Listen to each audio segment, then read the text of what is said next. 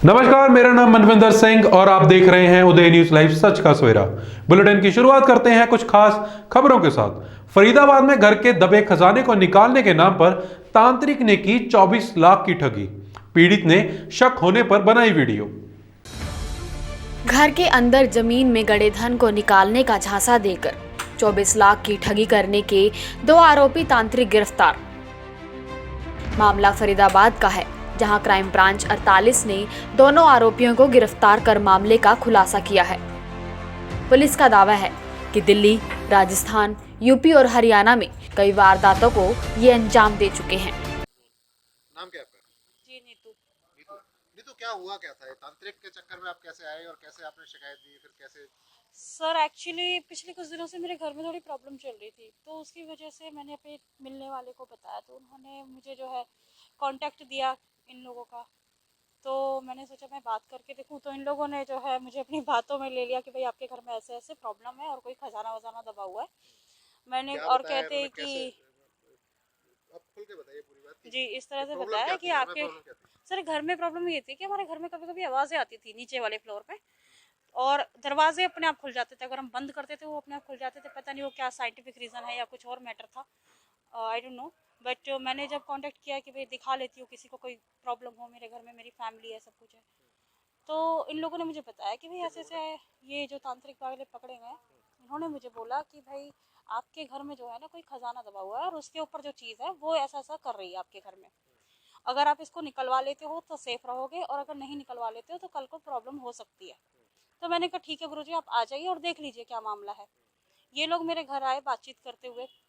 तो ये संडे की सुबह में मेरे घर पहुंचे थे, और 11:30 बजे तकरीबन।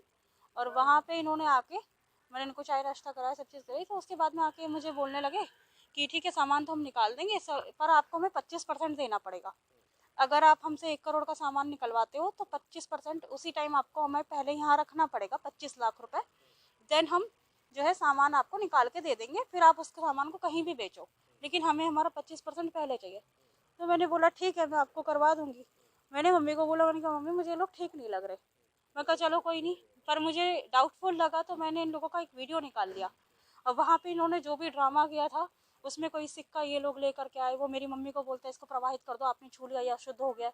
तो जब इनकी पोल खुली तो उन्होंने भागने के बहाने शुरू करे, और मेरी मम्मी से कुछ पैसे वैसे कैश भी मंगवा लिया था इन्होंने कितने नीचे। पैसे तब तक आपसे लिए? तकरीबन 24 लाख रुपए इन्होंने वहाँ रखवा लिए थे, और ज्वेलरी रखवा ली थी कि आप ये रख दीजिए, क्योंकि कैश सामान तभी बाहर आएगा जब ये रखा है। तो ये इतना पैसा आया कहाँ से आपके पास? सर ये हमारा कुछ पर्सनल प्रॉपर्टीज का था, तो वो हमें बैंक में डिपॉजिट करना था, बट कैश हमारे घर पे रह गया। तो अब बस क्या करते, एक लालच में फंस गया इंसान, तो इस वजह से ऐसा हो गया। फिर इन लोगों ने अफरा तफरी में वो सामान जो था पता नहीं कहाँ के कहाँ कर दिया, और ये लोग भाग लिए। और घबराहट में मैंने उनको पुलिस को फ़ोन किया कि सर ऐसा ऐसे मामला हो गया हमारे यहाँ पे। तो वहाँ से जो है पुलिस ने तुरंत एक्शन लिया और ये सब मामला कराया। फिर नेक्स्ट डे जब क्राइम ब्रांच की टीम हमारे यहाँ पे आई थी, उससे पहले हम लोग अपने घर की साफ़ सफाई कर रहे थे, तो जिस कमरे में मैंने इनको बिठाया था उसी कमरे में बेड के पीछे मुझे वो कपड़े में लिपटे हुए पैसे मिल गए थे। मतलब ये लोग ले जाने की फिराक में थे लेकिन ले जा नहीं पाए, और मुझे वो पैसे वहीं बरामद हो गए। तो मैंने पुलिस को फ़ोन कर दिया था। कितने पैसे मिल गए? 24 लाख रुपए पूरे हमारे कैश मिल गए थे, और हमारी जो ज्वेलरी थी उसके अंदर वो भी मिल गई थी जो मम्मी ने दी थी उनको। तो इसके अलावा सर वो 11,000 रुपये लेकिन हमारे लेकर के चले गए, जिसका जिसका मुझे बहुत दुख है। बट ऐसे लोगों को मैं इसलिए पुलिस में दिया सर मैंने, क्योंकि इन लोगों से लोगों को सावधान रहना चाहिए। और मैं इस केस के बाद में ये समझ पाई हूँ कि ऐसा कोई खजाना वजाना नहीं होता, और इंसान को अपनी सेफ्टी रखनी चाहिए, ऐसे बाबा और तांत्रिकों के झांसे में नहीं आना चाहिए। तो ये संपर्क में कैसे आया आपके? सर संपर्क में ये आए थे, एक जानने वाले ही थे मेरे सहारनपुर के, तो मैंने उनसे पूछा था कि भाई ऐसे ऐसे मेरे घर में परेशानी है, तो उन्होंने ही मुझे नंबर दिया था। 1-2 लोगों ने पहले भी कॉल किया था, बट मैंने इतना नहीं लिया। बट इन लोगों ने पता नहीं कैसे मुझे कन्विंस कर लिया कि हाँ ऐसा हो सकता है आपके यहाँ। तो शक कैसे हुआ इन लोगों पे आपको? सर शक मुझे तब हुआ जब इन्होंने मेरे से ये कहा कि पहले आप हमें पैसे रख के दो। तो जब इन्होंने पैसे की बात कही तो मैंने सोचा कि ये लोग फ्रॉड हैं ज़रूर। तो वीडियो आपने उस समय बनाया फिर इनका? हाँ जी सर, मैंने बाद में आके इनसे दोबारा वही बात करी कि सर मेरे को समझ में नहीं आया, आपकी बात आप दोबारा करो। तो उस तरह से मैंने अपना कैमरा सेट करके इनका वीडियो निकाला कि ये मेरे से बात करे, समझाएं मुझे। तब मैंने वही वीडियो पुलिस में दिया है, और उसी से सारी चीज़ें क्लियर हुई है। अच्छा। अब क्या कहेंगे आप लोगों को, क्या एडवाइस देंगे आप? तो सर मैं एडवाइस यही करूंगी कि ऐसे लोगों के झांसे में ना आए, क्योंकि ऐसे लोग पता नहीं कितने घर बर्बाद कर चुके हैं ये खजाने के चक्कर में, और मैं इस चीज़ से बाहर हो चुकी हूँ और मैं ऐसे लफड़े में कभी नहीं पड़ूंगी। तो आप लोगों को मेरी यही सलाह है कि आप लोग भी ऐसे झांसे में ना पड़े। एक महिला है फरीदाबाद में जिसको ये कंप्लेन थी कि उसको घर में अलग अलग तरह की आवाज़ें आती हैं, जिस रिगार्डिंग उसने सहारनपुर के 2 तांत्रिकों को कांटेक्ट किया। जब वो तांत्रिक वहां आए तो उन्होंने उनको मिसगाइड करके ये बताया कि आपके घर के नीचे खजाना दबा हुआ है। उन्होंने एक जो चॉकलेट के ऊपर एक सोने की परत सी चढ़ा के उनको ये भी दिखाया कि ये हमने आपके यहाँ से गोल्ड कॉइन रिकवर कर दिया है। फिर उन्होंने उनको कहा कि वहाँ से आप अपना जितना भी कैश है आपके घर पे वो ले आइए और हम उससे फिर आपका खजाने को घर के जो नीचे दबा हुआ है उसको निकाल देंगे। उसके बाद वहाँ से उन्होंने उनके पास करीब 23-24 लाख कैश था जो उन्होंने वहाँ रख दिया। मीनवाइल इनको वहाँ पे उन पे शक हो गया और वो जो तांत्रिक थे वो वहाँ से भाग गए। तांत्रिकों ने उनसे 11,000 रुपये ले लिए थे। तो बाद में महिला ने पुलिस को शिकायत दी। पुलिस ने उस पर कार्रवाई करते हुए दोनों तांत्रिकों को गिरफ्तार करके गाड़ी प्लस अराउंड 6,500 रुपये कैश उनसे रिकवर कर लिया। कल उनको अरेस्ट कर लिया गया था, आज उनको जुडिशियल भेजा जा रहा है। तो ये 24 लाख की जो रकम थी, ये रकम ले जा पाए थे आरोपी या नहीं ले जा पाए? नहीं, ये ले जा नहीं पाए थे और इसी कारण उनको थोड़ा शक हो गया था इन पे और उन्होंने हमें जो है संपर्क कर लिया था पुलिस को। पुलिस से बात की। अच्छा, आप लोगों से ऐसे अपील क्या करेंगे जो इस तरह के तांत्रिकों के झांसे में आते हैं? लोगों से यही अपील करेंगे ऐसे तांत्रिकों के झांसे में मत आए और ऐसी अगर कोई दिक्कत आती है जहाँ तो अपना हमें पुलिस को कांटेक्ट करें और अगर ऐसा कोई साइकोलॉजिकली आपको इशू है तो अपने डॉक्टर से कांटेक्ट करें। खबर पटियाला से, जहां सरकार द्वारा बनाए 3 बिल ऑर्डिनेंस की कॉपियों को जलाया गया और लोहड़ी की बधाई दी गई। आइए जानते हैं खबर विस्तार से। पटियाला में किसानों द्वारा लोहड़ी का त्योहार कोऑर्डिनेशन की कॉपियां जलाकर बनाया गया। वहीं मोदी सरकार के खिलाफ जमकर मुर्दाबाद की नारेबाजी की।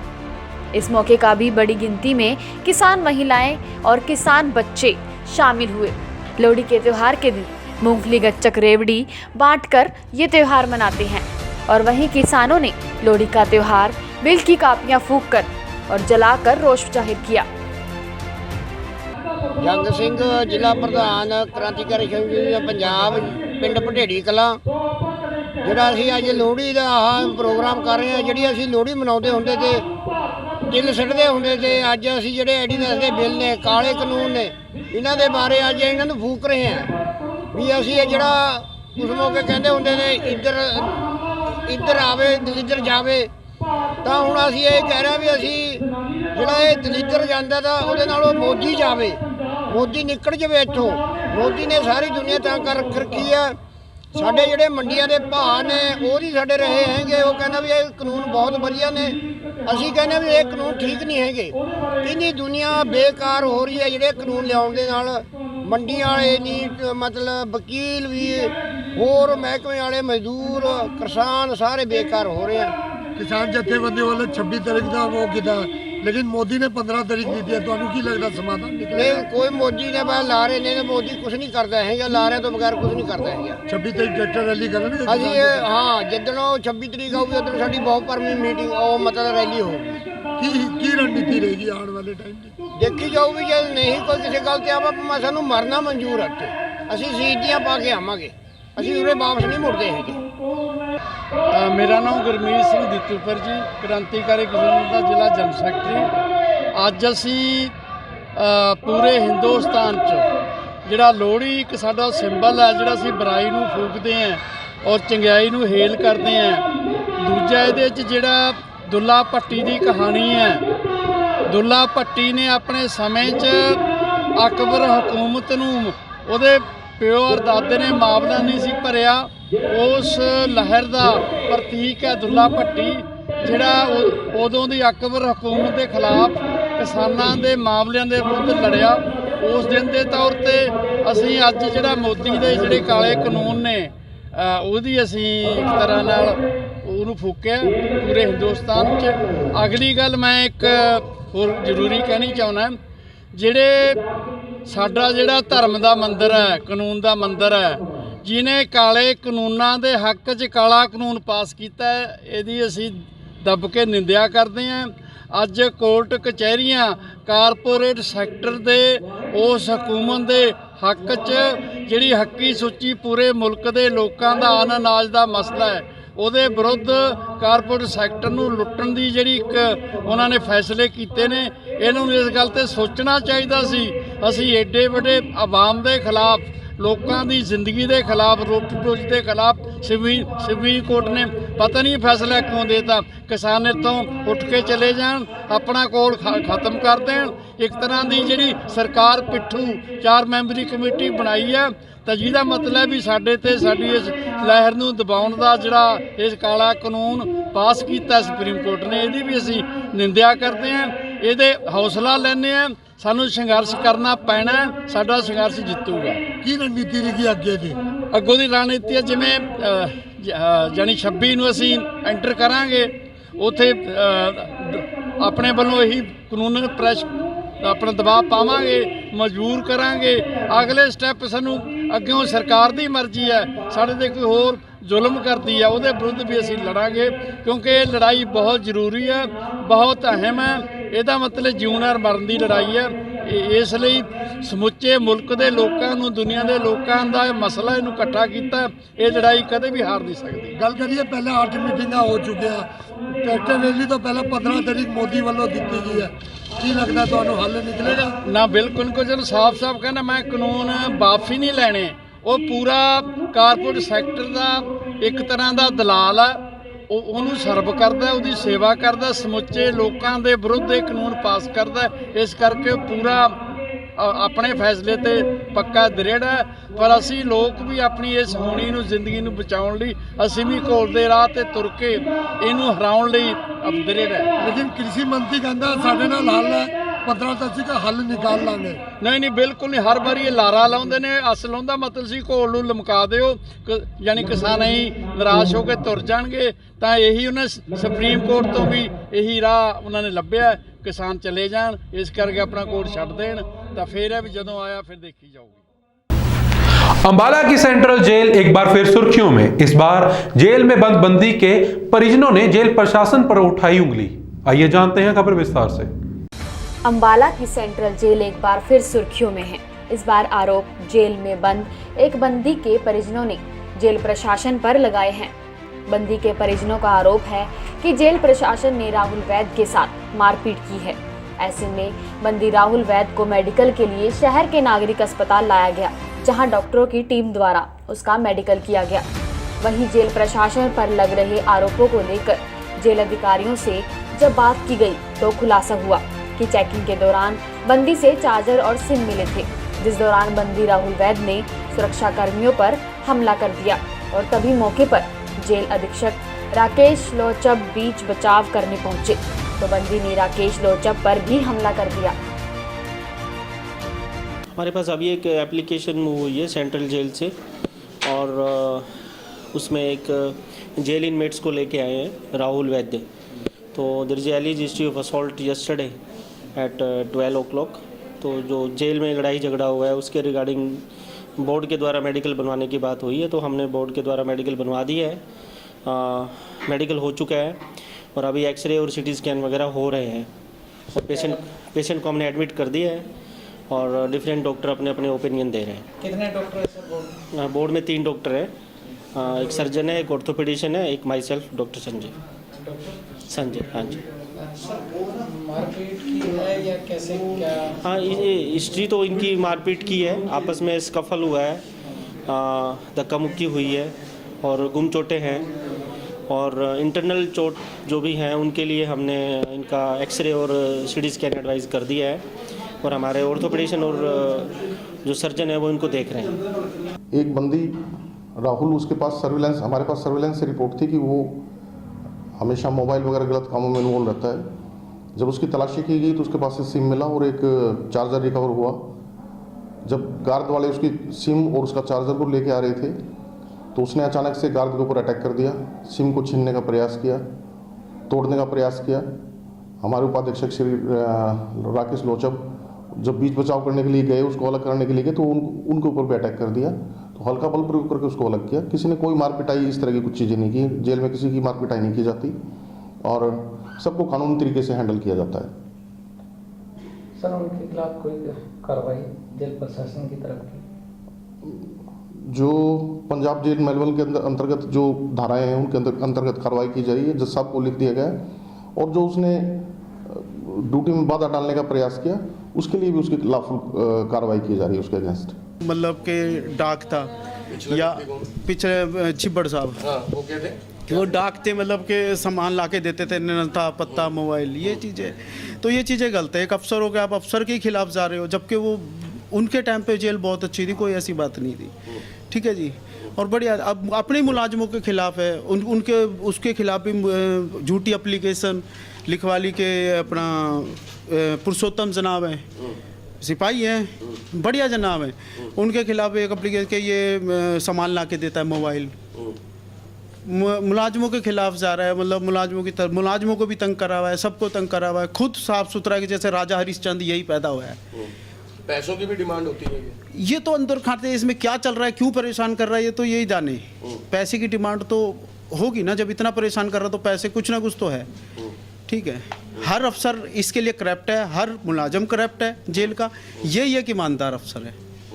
बांगड़ साहब के खिलाफ, बांगड़ साहब के साथ 11-12 मैंने टाइम काटा है, कोई दिक्कत नहीं मुझे, उनके खिलाफ मैं बोलना ही नहीं चाहता, क्योंकि वो सही है, वो बना रोक रहे थे जिस टाइम मारपीट हो रही, उन्होंने रोका ऐसे कि भाई मारपीट करा नहीं, साइड हो जाओ सारे, अब करा मैं भर्ती। हाँ, किस कारण से मैं आपने भूख हड़ताल की? हाँ जी, हाँ जी, मैंने बंदियों के कैप बंद कर दी, गर्म जैकेटें बंद कर दी, मच्छरदानी नहीं लगाएंगे। अम्बाला सेंट्रल जेल में सर्दी हो गर्मी हो मच्छर रेगुलर है। फॉकिंग के लिए कहता मैं 2 दिन कराओ, एक खूंटियाँ उखाड़ ली, रस्से का जो तार टांगने वो होते हैं रस्से कपड़े, वो नहीं, कह रहा 2 जोड़ी कपड़े रखोगे इस ठंड के अंदर, 1 जोड़ी कंबल और 2 जोड़ी कपड़ों में, 1 कंबल और 2 जोड़ी कपड़ों में बंदा कैसे टाइम काटेगा। पेशियों पे जाते हैं बंदे तो उन्हें चप्पलों में भेजता है, कहता बदमाश किसी को नहीं मानता मैं, और मैं हूँ जो कुछ हूँ, और चप्पलों में जाओगे पेशी पे, ये हाल है। आज भी मुझे काफ़ी प्रेशराइज करके भेजा उन्होंने कि भाई ऐसे नहीं, ऐसे चलो, ऐसे नहीं, हम तो जीने नहीं देंगे। बीते कल कोर्ट से ऑर्डर आ गया था। सबसे बड़ी बात, जब भी ये मारपीट करता है, जेल के कैमरे, जेल की एसटीडीयाँ सब बंद। अभी मेरी एसटीडी बंद कर रखी, मुझे एसटीडी पे नहीं जाने दिया जा रहा, एसटी मेरी बंद है, क्योंकि मैं एसटीडी से बोल ना दूँ कुछ भी घर वालों से। ठीक है जी, जेल के कैमरे बंद हो जाते हैं। पिछली बार भी लड़कों को उन्हें मारा गया था, काफ़ी बंदों को पीटा गया है, नवीन है और ये एक विकास है, वो और कई बंदे हैं, इनको पीटा गया। ठीक है जी, तो कैमरे बंद। क्या विकास के परिजनों ने भी हफ्ते पहले आरोप लगाए थे? हाँ जी, हाँ भी प्रेस कॉन्फ्रेंस के माध्यम से हाँ जी लगाए थे। वो उसके अंदर भी कहता है कि मैं बरी हो गया, ये वो ऐसे करके, पता नहीं रब जाने, मुझे तो पता नहीं जी क्या बात, लेकिन मेरे साथ हमें अंदर का तो कुछ पता नहीं क्या मामला वहाँ क्या चल रहा है। बाकी हमें तो इतना जो पता चला है दोपहर को, तब हम भाग दौड़ कर रहे हैं। पहले उसने ऐसी कुछ खरीदी, मैंने कहा भाई इसने कोई बदतमीजी करी हो, गाली गलौज हो रही है, मेरे को पता नहीं भाई क्या बात है। हमने सोचा अगर ये हमसे ज़्यादा परेशान करें, कुछ करेंगे, मीडिया कह रहा था मीडिया से कार्रवाई करें, इनको परेशान करेंगे, तंग करेंगे, ये पुलिस वालों से मन में डर रह गया एक, हमने कुछ नहीं करा। आज जब फ़ोन आया दोपहर को तो थोड़ा घबराहट हुई कि ज़रूर कुछ ना कुछ बात है। वो कह रहा कि मैं अब शायद वापस ना आऊँ, हम इसीलिए हमने ये कुछ पैसों की मांग कर रहे हैं, अगर तुम्हारे पास कुछ पड़े हैं पैसे तो दे दो। पैसों की मांग कौन कर रहा है? यही क्या नाम है इनका, जो उनके डिप्टी वगैरह हैं, वो कहते हैं यार खर्चा पानी तो दे दो। भाई खर्चा पानी कहाँ से दे दें, हमें खुद नहीं मिल रहा। वो भी यही बोलता है भाई मुझे खुद नहीं मिल रहा खर्चा पानी, हमसे मांगता, हम यही बोलते थे भाई तुम्हें रोटी मिल रही है आराम से रहो, मेरे पे जो होता है पेंशन आ, मैं तो पेंशन लेती हूँ, बच्चों को भी देख रही हूँ, जो मुझसे बचता है मैं उसे दे देती हूँ। जो थोड़ी बहुत है कोई किसी और से भी ले आती है, वो करता रहता है अपने, पैसा अंदर जाता नहीं है। पहले भी कभी मारपीट हुई है? पिछले से महीने हुई थी, मैं कुछ पता नहीं किस बात पे हुई थी। उन्होंने फिर भूख हड़ताल करी कि हमारी को पता नहीं क्या बात हो गई थी क्या नहीं, करा मैंने भूख हड़ताल कर रखी हमने, कुछ लड़कों ने हमारे साथ में ऐसे ऐसे कर रहे हैं, कपड़े भी हमारे छीन लिए, ठंडे एक उसमें रह रहे हैं हम लोअर में, जूते भी छीन लिए। क्यों भाई? कह रहा पता नहीं, ये नहीं मुझे पता किस लिए हुई थी। देखो जी, ये तो वहाँ जाने से या बच्चे से बात करने से पता चले, मेरी कोई बात नहीं होती है उससे। जी मेरे पति पिछले 4-5 महीनों से जेल में हैं, तो अभी उनकी जमानतें वगैरह कराई नहीं है हमने। अभी पिछले महीने मेरे पास फ़ोन आया था कि जी मेरे साथ मारपीट कर रहे हैं, सारी जेल वालों के साथ मारपीट कर रहे हैं। एक संजय बांगड़ जी हैं और एक राकेश लोचव जी हैं, एक जसपाल सिंह जी हैं। क्यों मारपीट कर रहे हैं, वजह क्या है? वजह कुछ नहीं है जी, बस ये कहते हैं कि अपनी फैमिली से पैसा पूसे मंगा के दो, हमें खर्चा पानी नहीं हो रहा है, और उल्टे सीधे गाली गलौज भी करते हैं उन लोगों के साथ में। पीछे अभी भूख हड़ताल पे चले गए थे। आज 1:15 बजे मेरे पास एसटीडी से फ़ोन आया तो काफ़ी रो रहे थे मेरे हस्बैंड। वो बोलने लगे, कह रहे आप शायद ये मेरा लास्ट फ़ोन होगा, कह रहे मेरे साथ बहुत ज़्यादा मारपीट कर रहे हैं ये लोग और मैं बहुत ज़्यादा दर्द में हूँ उस टाइम, क्या पता मैं बचूँ ना बचूँ, मुझे नहीं पता, कुछ कर सकते हो मेरे लिए तो कर लो। तब आज फिर हमने अपने वकील साहब को फ़ोन करके सारा ये कुछ करवाया कि भाई उसकी एप्लीकेशन लगवाइए कि भाई उसको मेडिकल वगैरह कराएं, लेकिन 1:15 बजे के बाद से अभी तक उसको लेके नहीं आए मेडिकल के लिए। आज किसने मारपीट किया, कौन है? ये जी, हाँ जी, वहीं के डिप्टी ऑफिसर वगैरह जो होते हैं अंदर जेल में सर जी, वो हैं ये। एक तो राकेश लोचव है और एक संजय बांगड़ जी।